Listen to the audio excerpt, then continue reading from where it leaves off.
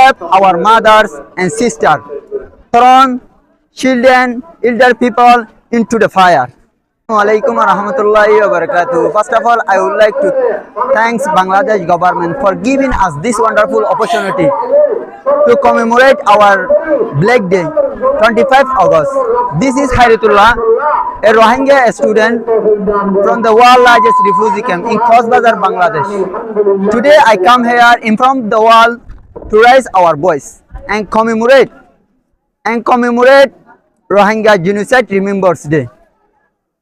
25 August 2017 is the day when Myanmar government kills thousands children, women, men, and elder people, rape our mothers and sisters, thrown children, elder people into the fire.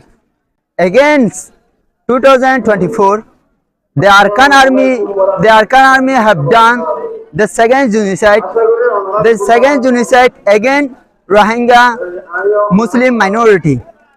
We can never forget that day when we have lost our innocent brother and sister.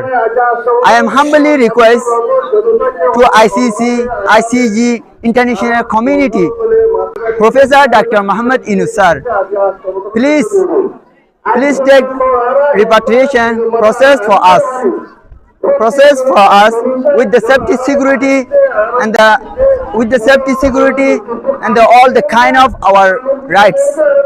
Especially thanks to the public of Bangladesh government for giving us this shelter. Assalamu alaikum warahmatullahi wabarakatuh.